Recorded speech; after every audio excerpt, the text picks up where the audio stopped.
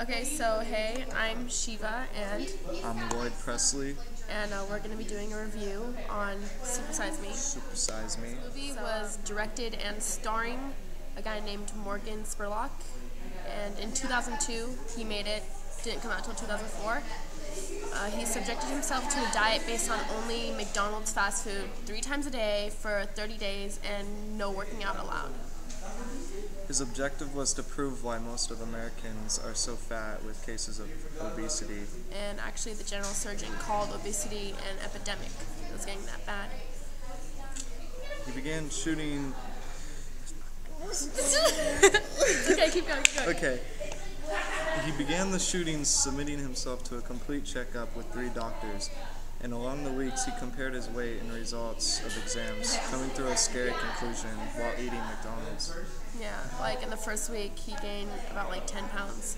Second week he gained an additional 7. And yeah, it was pretty sick. Anyway, the film documents this lifestyle's drastic effects on Spurlock's physical and psychological well-being, and it explores the fast food industry's corporate influence, including how it encourages poor nutrition for its own profit. So, yeah, basically, they don't care about us and our well-being. They just care that they're making the money. The day after day 30, Spurlock goes in for his final weigh-in. He has gained 24.5 pounds and elevated all sorts of bad things in his body, like his cholesterol and his high blood pressure. He looks like he has a little paunch, but nothing huge. Like, it would have gotten even worse if he went on with the experiment longer. And his body percent fat actually went from 11 all the way up to 18, which is still below the average body fat percentage of 22 for men and 30% for women, but still that's a lot to gain in a month.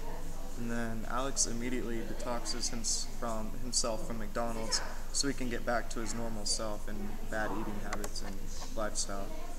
The movie SuperSize Me doesn't really portray God as a figurehead.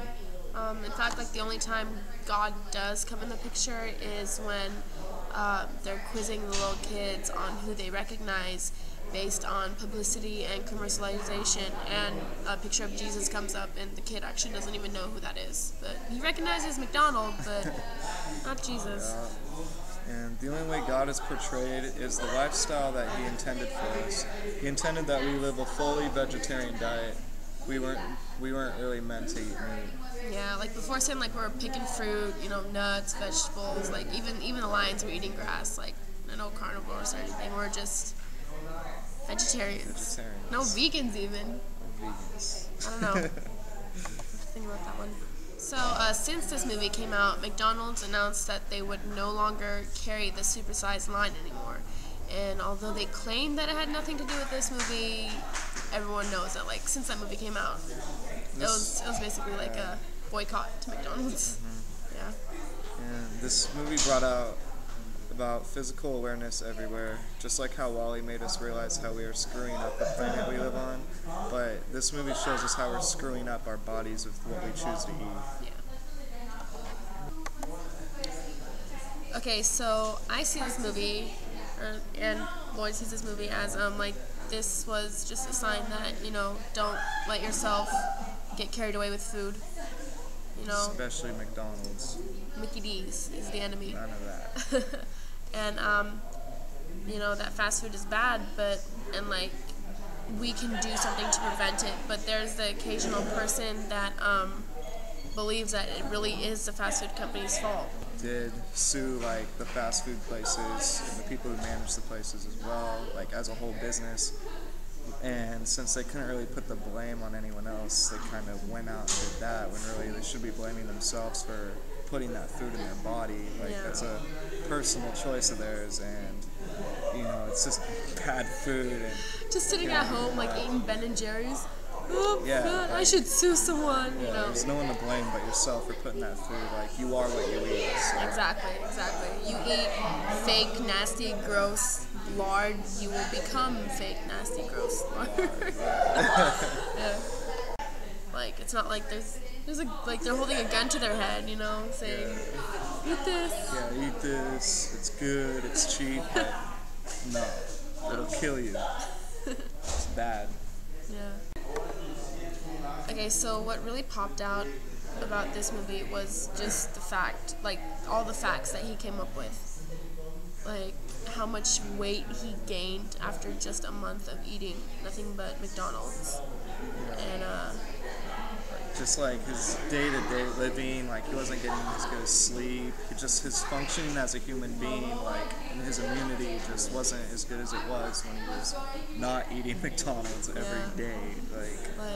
And what really like scared me was like he said that he actually felt depressed when he wasn't eating McDonald's. Yeah. Like it affected him psychologically, which is kind of creepy. What kind of hormones they putting in their beef? Yeah, and like the experiment with the fries, they just lasted forever, and that stuff just sits in your stomach. And yeah, it's really gross. And like he actually, like the very first day, he had a supersized meal because like he has to finish every meal. He just barfed it all up. Oh, that was nasty. So gross. It was. I had to turn the other way for that. Yeah. But and what actually freaked me out was that well, it's not surprising, but the U.S. has like the top 15 like fattest cities in the world, and like 5 of them are in Houston or something like that.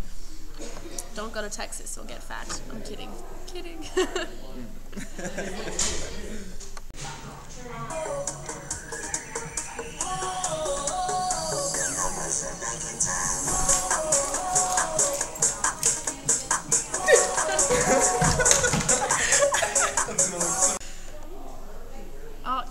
It's recording. Okay, hold on. I took a picture. Yay! I was like totally looking away. It's like, oh yeah, out of the top 10 cities of the U.S., like fattest cities, 5 of them are in Texas. Like everything's big. Everything's bigger in Texas. Don't go to Texas. No, talking nothing. No Texas. Wait, where is it? Texas is awesome, guys. Do not be doubtful. Don't listen to her. Don't listen to her. Don't listen to her.